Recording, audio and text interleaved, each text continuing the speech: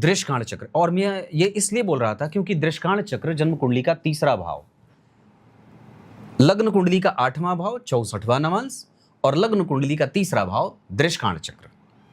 क्योंकि एक जो राशि है वो 30 अंश की होती है, तो जब आप उसको 3 से विभाजित किया तो 1 भाग 10 अंश का हुआ, 1 भाग 10 अंश का हुआ। तो जो 1 भाग है वही दृष्काण कहा गया, है ना। अब व्यक्ति के साहस, बल, धैर्य, धीरता, पराक्रम, उत्साह को उसकी कुंडली में कैसे देखेंगे?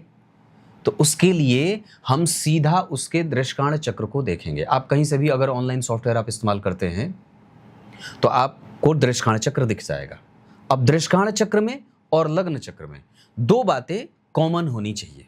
वो क्या है कि व्यक्ति अपने पराक्रम से कितना धनी बनेगा, वो मेहनती कितना होगा, वो आलसी कितना होगा। तो आचार्यवर क्या लिखते हैं कि किसी भी जातक की कुंडली में लग्न पर मंगल की दृष्टि हो, मतलब मंगल दशम स्थान में बैठे हों, लग्न कुंडली में और दृष्काण कुंडली में। लग्न पर मंगल की दृष्टि दशम स्थान में बैठेंगे तो देंगे, या तो फिर मंगल की दृष्टि सप्तम में बैठेंगे तो देंगे। पर इन दोनों भावों में यहां मंगल से ज्यादा यहां मंगल के बारे में व्याख्या ज्यादा की गई है। मतलब दृष्काण चक्र में और लग्न चक्र में मंगल का दशम स्थान में बैठना जातक को महान पराक्रमी बनाएगा। लग्न चक्र में और दृष्काण चक्र में मंगल का तीसरे भाव में बैठना जातक को महान पराक्रमी बनाएगा। और क्या कहा कि लग्न चक्र में और दृष्काण चक्र में मंगल का लग्न में बैठना व्यक्ति को ज्यादा पराक्रमी बनाएगा। तो उस जातक के जीवन में जब मंगल की दशा होगी ना, तो सिर्फ वो पराक्रमी ही नहीं बनेगा, वरन उसको समाज का वो एक ऐसा वर्ग जो उसको उठा करके सीधा सामने ला करके प्रकट कर देगा। ये मंगल की दशा आपके जीवन में वो दशा सिद्ध हो जाएगी जो आपके जीवन की सबसे महत्वपूर्ण और सबसे तीखी दशा होगी, जहां आप कुछ भी करेंगे आपके पक्ष में ही निर्णय आएगा। पराक्रम क्या है? परिभाषा बताता हूं। पराक्रम वो है जो आपको परिणाम में दिख रहा है। वो पराक्रम नहीं है जिसका परिणाम आपको नहीं मिला। या तो फिर आपने गलत पराक्रम किया था या गलत तरीके से किया था। याद करिए, मैंने एक कुंडली में उदाहरण दिया था एक कार्यक्रम में, पारस। क्या कहा था? पारस।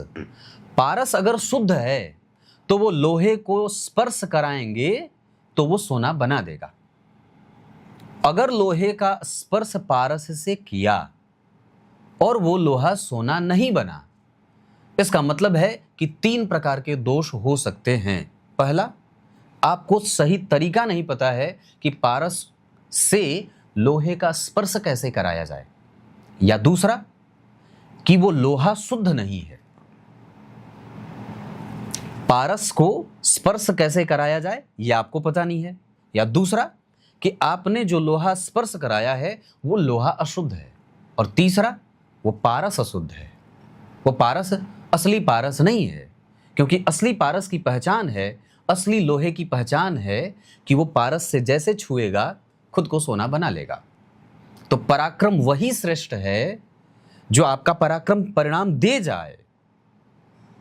आपने खूब मेहनत की और आपका परिणाम आपको नहीं मिला, परीक्षा में आप असफल हो गए, तो क्या कहने वाला कहेगा? भाई मेहनत तो किया था पर फल नहीं मिला। अब इसका अर्थ दो ही है कि जिसने पराक्रम किया और जिसका फल उसके सामने चमक रहा है, मतलब उसने पराक्रम सही दिशा में और सही तरीके से किया था। बल्कि जिसने पराक्रम किया और उसका परिणाम उसे नहीं मिला, कुछ तो गड़बड़ी रही थी।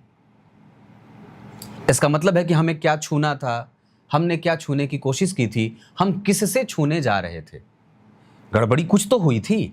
इस वजह से पराक्रम वही श्रेष्ठ होता है जो आपको परिणाम प्राप्त करा दे।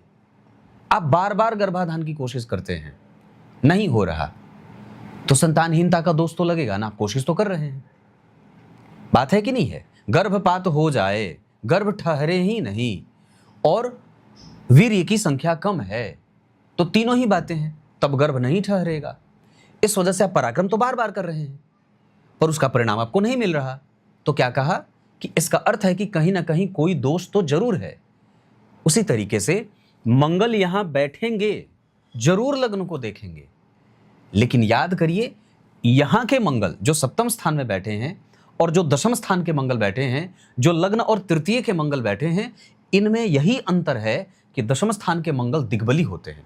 अब इसको और भी थोड़ा समझा देता हूं। मंगल जन्म कुंडली के लग्न में, तृतीय में और दशम स्थान में अगर बैठे हैं तो उन्हें या तो अपनी राशि में होना पड़ेगा या उच्च का होना पड़ेगा। या तो वो